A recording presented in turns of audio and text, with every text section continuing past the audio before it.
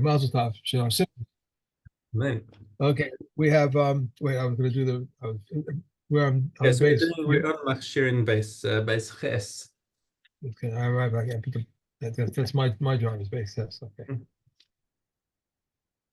me get where it is. Right here, the tissue. Come on. Okay. Base cat. If one found in the necessity a lost object, if a majority of the population are non-Jews, the fine is not required to announce the fine.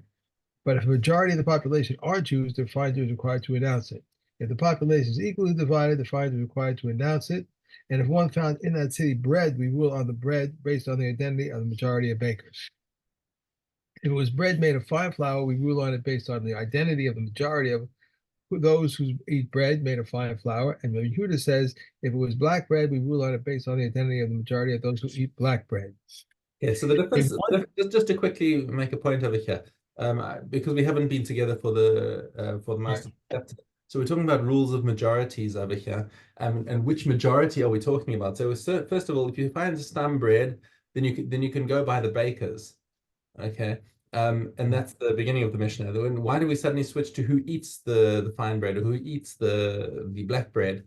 Because right, these are the breads that are not commonly baked by professional bakers. That means that they're home baked bread. And now you got to okay, look at who are the people who are eating it, and that's who made the bread. And every time, I have to make this point over here, mechza al mechza, when we're talking about 50-50, we're not talking about literally where the population is 10,000 and we know that there are 5,000 goyim and 5,000 Jews. That's right, not that's not your typical case of mechza al mechza. It's almost impossible that you'll have such a thing because it'll always be like 5,001 versus 4,999 or something. Okay, what mechza al mechza is where you don't know. Where you like you say, I'm not sure. It could be more Jews, could be more non-Jews, or could be more this or that. Anytime when we're saying here in the Mishnah is mechza al mechza, that's code for suffix. We don't know. And that okay, suffix is always going to go, almost invariably, is going to go lechumra, unless there's a din drabanan, in which case often we can say that that the suffix drabanan is lahakel. Okay, let's okay, good. If one found in the city meat, we rule on the meat based on the identity of the majority of butchers. If the meat was cooked, we rule on it based on the identity of the majority of those who eat cooked meat. So once again, that's a situation where you're Right. looking at who's the shaila is no when you're talking about the cooked meat, the shaila is no longer on the identity of whether the meat was shechted kosher. We want to know if it was cooked kosher. Right, right. Okay. Right. Regarding one who finds produce on the road, if the majority of people um, if required to bring their produce into their houses, it's exempt from tithes. But if the majority take it to the sell in the market, it's obligated in tithes. And half bring it to their houses, and half take it to the market, the demai. Regarding a storeroom into which Jews and non-Jews place produce in the majority, if the majority is from non-Jews, it's definitely tevel. If the majority is from Jews, it is demai. If half is from non-Jews and half from Jews, it is definite tevel. These are the words of Rav Meir. But the comments say even if they are all non-Jews and a single Jew places produce in the storehouse, it is demai. Okay, Okay. now this is also an important point to bring out over here. There's a difference in Shita between Rabbi Meir and Chachamim about whether or not non-Jews get a Tfisa Ba'aretz. Rabbi Meir doesn't hold by Heter Iska. Uh, No, not Heter Iska, Heter Mechira. He doesn't hold by yeah. Heter Mechira. He says because Eretz Yisrael belongs to Jews. If a non-Jew buys produce, he does not remove the Kedusha, which means that if you find produce that belongs to non-Jews, you know that they didn't, you know they certainly didn't take tithes on it, and therefore Right. it's still chayiv in tithes, he's saying, because it's still Right. kadosh. As Right. opposed to Chachamim say no. If a non-Jew buys a piece of land in Eretz Yisrael, there's no kedusha to the produce that he grows, and that's basically the basis of the heter mechira. Um, Okay. the Chachamim say that even if everyone is a goy and is one Yisrael who put his produce into there, then this is called demai because we treat it as demai because some of it may have if it's a Jew who's an Amaretz and he hasn't taken tithes out of it, then you have to suspect that there's potentially produce in here, and it's not batel. They're saying there's no bittul for the produce that belongs to the Jew. Okay. Okay, going back to again laws of majorities. Yud Aleph. Peros Shania, Shirabu al Shel Shlishis. You've got produce from the second year that was mixed with produce from the third year. Okay, and when you're taking tithes, you're mixing up things that are chayav in Maaser Sheni with Maaser Oni.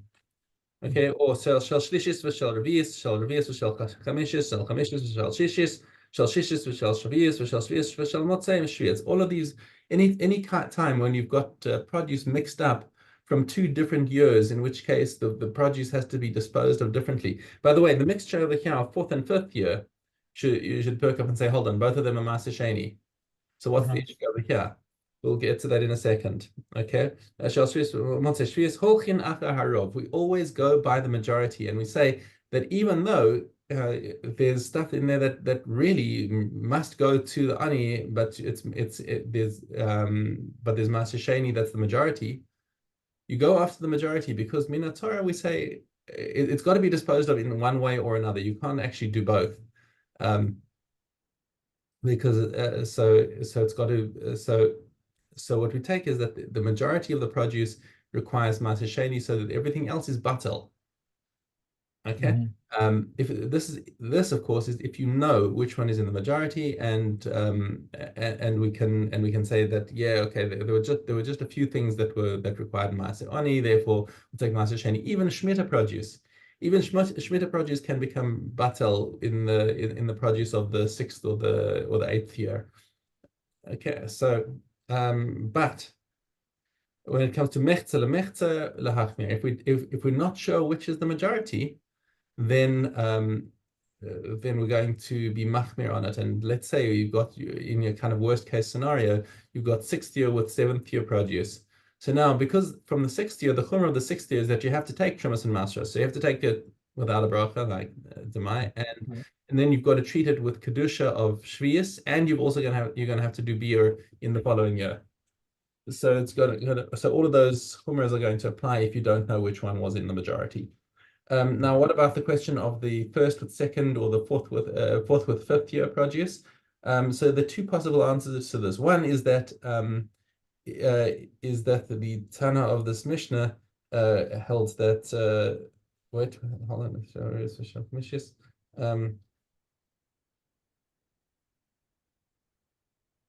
so some people say that this is actually a mistake in the Mishnah, that we should leave out the fourth and fifth because there's no issue of mixing them. Either way, they're going to be disposed of as Maaser Sheni.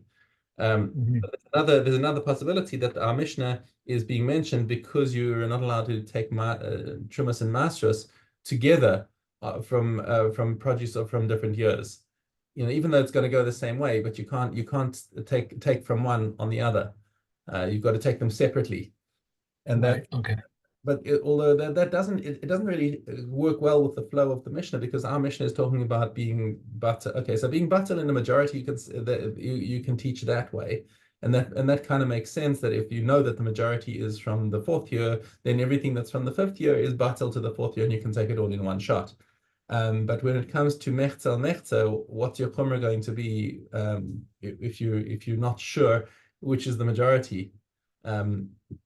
It's going to be impossible because it's all mixed up, it's all available. So it kind of doesn't make sense to have fourth and fifth year inside this discussion. What would you do? Tachlis, you'd still be able to take. I guess you would still take it and assume that you got an equal mix of produce from either year. Either year. Yeah. Okay. All right, Perek Gimel. Back to our main context, we took quite a diversion over here in terms of majorities, which we branched off from Machshirin earlier. Now, Sakshu Male Peros al Gavanar. So he's got a sack of produce, and it's, up until now it had never touched water, and it was therefore insusceptible to tumah. But he left it next to the river, or next to a cistern, or Amala Samara, or by the steps of the cave where the mikveh is. Okay, now these are naturally very damp places, and Vishavu, and they drew up water Right. So Mm. capillary effect, some water, it drew up water from the ground, or something came. You got Right. moisture everywhere around there. So they did draw up moisture. Kol sheshavu b'chiyutan. Anything that became damp from this situation is considered b'chiyutan and is now susceptible to tuma. Okay, this is considered that he did it with intention. If you put produce over there, you know what you're doing, and it's going to get wet, and therefore the water is there leratzon. Rabbi Yehuda Omer, kol shehu keneged hamayim b'chiyutan, everything that's on the side of the water will become b'chiyutan. V'ol she'ena keneged hamayim ena b'chiyutan, everything that's not facing the water does not become b'chiyutan. He makes that distinction between the two of them, between the two parts of the sack. However, the halacha does not follow Rabbi Yehuda in this case. Why would the person put it near the water? They're doing it on purpose to become tummy. Yeah, so he put it near the water in order to become damp. That's all that we can conclude. Yeah. Mm. Okay. Base chavis shehi malei peros. So here we have an earthenware jug that was full of grain or something like that. And he placed it into a liquid. Or malei mashkin, or the jug, or the earthenware jug was full of liquids, and and he pushed it into his pile of wheat. B'shavu. Now, earthenware is earthenware. It's Right. porous, and it's not very good at holding water for a long period of time, either in or out. And some water seeped out and made the produce on the side damp. Kol shishavu b'chiyutan. Once again, that's you know what's going to happen with earthenware. You can't say, "Oh, I didn't really intend that." No, that was his intention when he put the jug there. Okay, but elu mashkim amru, but that only applies to certain liquids, b'mayim, b'yayin, v'chometz. Only when we're talking about water, wine, and vinegar, wine vinegar, that is. Yeah. Okay, because these are the low viscosity liquids, let's say, that can seep through the earthenware. Mhm. Shakala mashkin. So the other liquids like um, um, honey and blood and oil and milk. These are thicker, but the milk we're talking about is not the stuff that the 1% that you buy from the shops over here. This is talking about milk that as it comes out the cow. That's thick. Okay. Tohorin. So if things around them got wet, we assume that it's not because it seeped through the jug. It's maybe from condensation that happened from somewhere else, and that wasn't intentional, and therefore it's not b'chiyutan. Rabbi Right. Nechemia tahar b'kitnis she'era kitnis shoeves. He says that so Rabbi Nechemia says that when it comes to pulse, pulse is not the kind of thing that would absorb liquid, and it would be to nobody's benefit if he'd put the water inside there. So we assume that he did not intend for it to get wet, and therefore it would not be b'chiyutan. However, again, halacha does not follow Rabbi Nechemia; it follows the Tanna Kama. Okay, Yeah. let's Yeah. go back to Nida Back to Perkyud Aleph. okay. Regarding a young girl whose time to discharge her usual brother has not arrived and she married, the Shammai says we give her 4 nights. Basila says we give her until the wound heals. If her time to discharge uterine blood arrived and she married, the Shammai says we give her until the first night. But Basila says we give her until the night of the departure of the Sabbath, altogether 4 nights. If she discharged blood while yet in her father's house, Beis Shammai says we give her the cohabitation of the mitzvah. But Hillel says we give her the entire first night.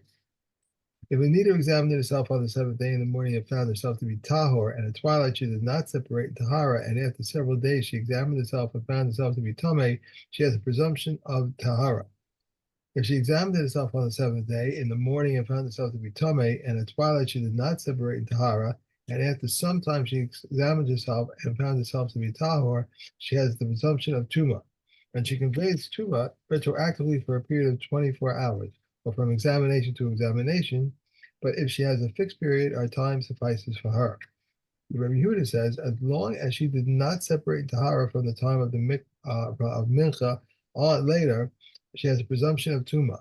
But the comments say, even if on the second day of her needed period, she examined herself and found herself to be tahor, and at twilight she did not separate in tahara, and after some time she examined herself and found herself to be tameh, she has the presumption of tahara. If a zav and a zaba examined themselves on the first day and found themselves to be tahor, and again on the seventh day found themselves to be tahor, but on the other days in between they did not examine themselves, Rabbi Eliezer says they have presumption of tahara. Yeshua says they have only the first day and the seventh day. Rabbi Kiva says they have only the seventh day. Okay. Okay. Mikvos. Chesbes.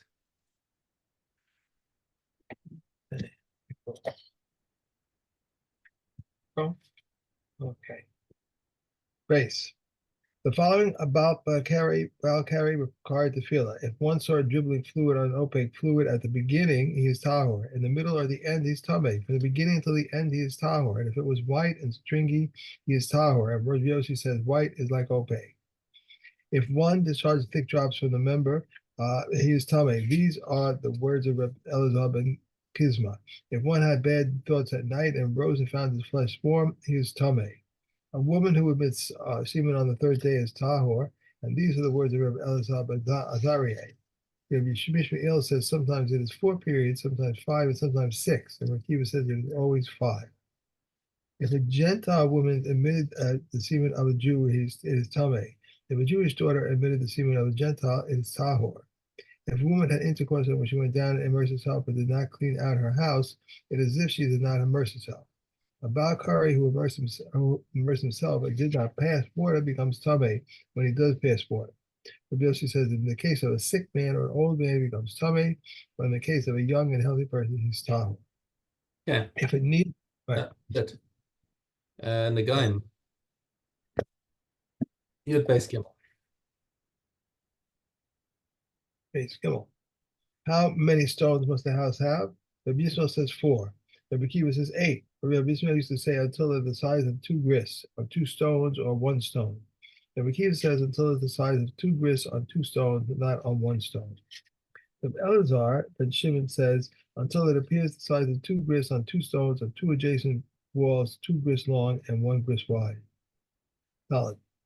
Wood enough to build the threshold, but Yehuda says enough to make a sandal behind the threshold, and clay enough to put between the cracks.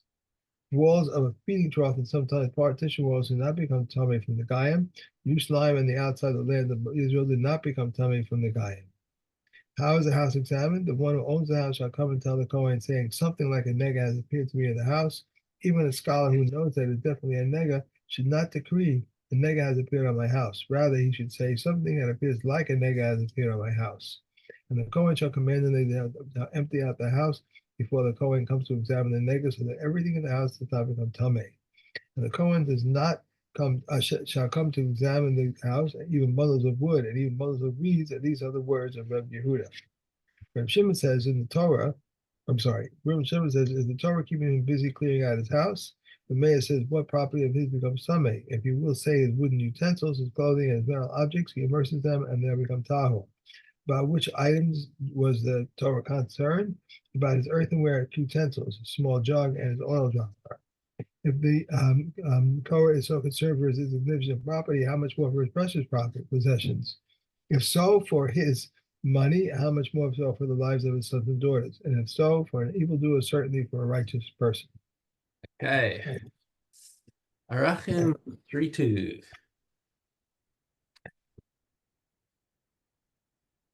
There is to the law of the ancestral land an element of leniency, as well as an element of stringency. How so? Whether one consecrates the fields in the environs of a town, or whether one consecrates the fields in the orchards of Sebast. He gives for the area of land in which a chamber of barley may be sown. 50 silver shekels and 1 for an acquired field, he gives its worth. But Eliezer says it is for the same for the ancestral field and for the acquired field. What then is the difference between the ancestral field and the acquired field? Only that for the ancestral field he gives its fifth, the acquired field he does not give a fifth. There is to the law of the Muad bull that's killed a slave an element of leniency as well as an element of stringency. How so? Whether it killed whether it killed the handsomest slave or the ugliest slave, he gives 30 selah. If he killed a free man, he gives his worth. If it's wounded either this one or that one, he pays full damage. There are to the laws of a violator the due elements of leniency as well as the elements of stringency. How so? Whether he violated or seduced the daughter of the most prominent family of Kohanim or the humblest family of Israel, he gives 50 salam. But as for the payments of disgrace and debasement, all depends upon the status of one who disgraced and the one who was disgraced and the one who was disgraced. Okay. There, No, that's that it. yeah, get in. That's it. See it. Okay, that's good. A ball may get complete may be a ball may be completed by anyone. These are the words of Ben Nanas. And Rekiva says no one may complete it except relatives who are qualified to testify elsewhere. What does a bald get? Anyone whose bindings are more than its witnesses. Um, if one divorced his wife and said to her, "You are permitted to every man except so and so," if Elias permits the sages, however, prohibit her, what shall he do? He must take it from her and give it to her again, and say to her, "You are permitted to every man," and he wrote it inside, although he subsequently erased it, it's void. If one says permitted to marry every man except father and your father, my brother and your brother, or a slave and Gentile, or anyone with whom we cannot have a constitution, it is valid. If he said you permitted to every man except if she was a widow, to the Kohen Gadol, or she was a divorcee, a kalutza, to an ordinary Kohen, or she was a baptist or a Nitzanite, to a regular Jew, or if she was the daughter of a regular Jew, to the mamza, to a Nitzanite, or to anyone with whom she can have kedushin, is even illicitly, she is void. Right, that's it. I, I just read an article and I can't remember all the things, but something about this woman who's very big on agudas, trying to help women and all, and Yeah. trying to get the army that the soldiers should write, so makes kind of That's it. stipulation, Mm. right? So we may clear away even 4 or 5 baskets of straw or one of produce to make room for guests and to avoid contourment of study, but not a storehouse. We may clear away with truma that is tahor demai, first tithe, or whose truma has been separated from a second tithe and consecrated property that have been redeemed and dried lupin because it is food for the poor. But we not clear away on tithe produce with a first tithe whose truma has been separated from it, no second tithe whose consecrated property that have not been redeemed, no kolakasa or mustard. Reb Shimon ben Gamil permits kolakasa, says the foods were ravens. Bundles of straw, bundles of twigs, and bundles of green branches, if we prepared for them by animal feed, we may handle them, and if not, we may not handle them. If we invert a basket in front of chicks so that they may use it to climb up and down, a hen that has run away, we may push her until she enters, and we make calves and foals walk in a public domain. A woman may make a child walk, says Rabbi Yehuda, when? At the time when he raises one foot and puts down the other, but if he drags his feet, it's prohibited. We may not assist an animal delivering its young on Yom Tov, but we may support it. We may assist a woman in childbirth on Sabbath, but we may call a midwife to replace the place for her, but we may decrease the Sabbath on her behalf. And we may tie the umbilical cord, that Jesse says we may even cut it. And all requirements of circumcision may be performed on Shabbos. Okay, and that's it. I'm gonna run. Good. Have a great day. Good Chodesh. Okay. Be well. Kodesh. Bye. Thank you. Bye.